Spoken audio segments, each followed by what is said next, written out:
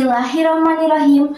Assalamualaikum warahmatullahi wabarakatuh. Salam sejahtera bagi kita semua. Shalom, Om Swastiastu, Namo Buddhaya, dan salam kebajikan. Sampurasun, salam literasi untuk kita semua. Perkenalkan, saya Widya Laili Sopa, siswi kelas 9 dari MTS Negeri 2 Kabupaten Tasikmalaya.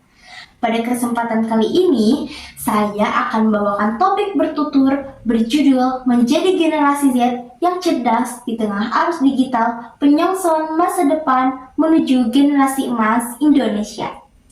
Berdasarkan buku berjudul What the Internet is Doing to Our Brains karya Nicholas Carr.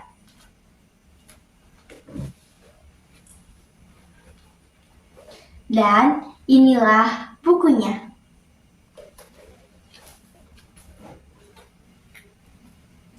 Pernah gak sih kalian merasa sulit sekali untuk fokus ketika membaca sesuatu di internet, berbeda dengan saat kita membaca buku atau media cetak? Nah, hal itu yang dibahas oleh Nicholas Carr. Setiap hari kita diserbu ratusan informasi dan notifikasi. Memang kita bisa mengetahui banyak hal dalam waktu yang begitu singkat, tapi apakah otak kita ini benar-benar memahami semuanya? Seringkali kita hanya tahu sekilas tanpa menganalisis, bahkan mudah terpengaruh oleh berita hoax. Inilah sebabnya literasi digital menjadi hal yang sangat penting. Menurut survei National Center of Education Statistics, tingkat literasi Indonesia baru mencapai 62%, termasuk yang paling terendah di Asia Tenggara. Rendahnya literasi ini membuat kita cenderung malas berpikir dan berpikir kritis.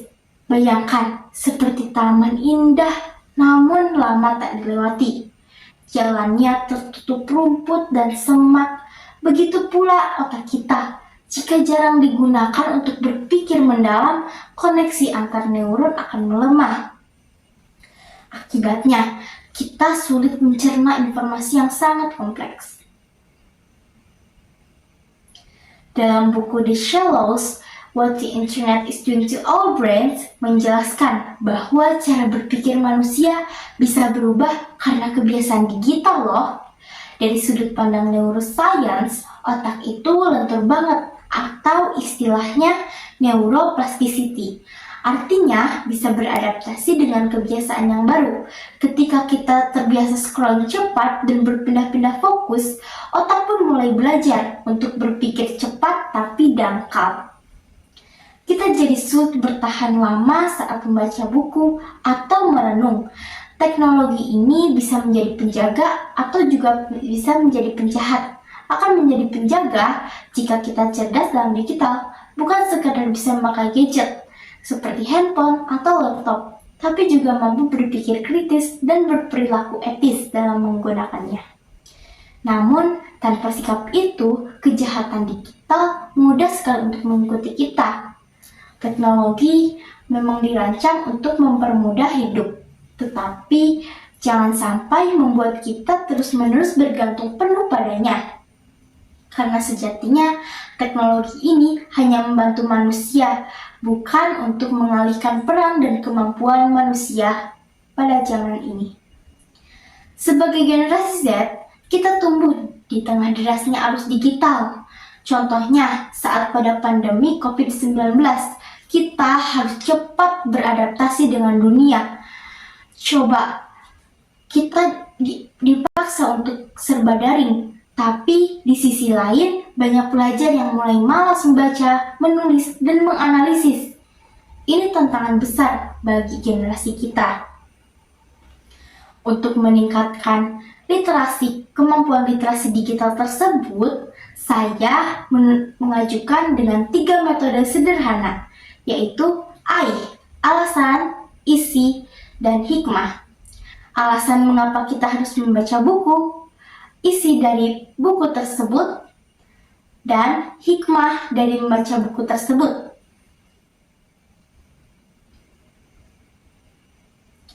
Dengan 3 langkah itu, kita bisa menjadi generasi yang kolaboratif, berintegritas, dan dari dunia digital yang aman. Kita tahu bahwa buku adalah jendela dunia. Namun di era digital, jendela itu tidak cukup kita buka, tapi harus berani melangkah keluar dan mengubah dunia melalui apa yang kita baca. Saya percaya bahwa literasi adalah senjata paling kuat untuk membentuk cara berpikir, dan pikiran yang hebat adalah awal dari perubahan yang besar. Di tengah kemajuan teknologi, artificial intelligence, dan budaya instan, generasi muda harus bisa menjadi fondasi utama untuk menuju generasi emas Indonesia 2045 yang berpedoman pada nilai-nilai Pancasila, kolaboratif, responsif, eksploratif, dan inovatif. Seperti pesan dalam buku Nicholas Carr, What the Internet is Doing to Our Brains, pada akhirnya teknologi hanyalah alat.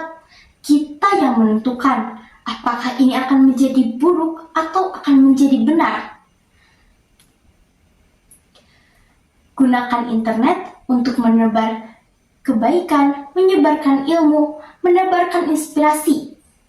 Karena kebaikan kecil lahir masa depan yang cerah. Saya Widya Laili Sofa, mohon maaf atas segala kekurangannya.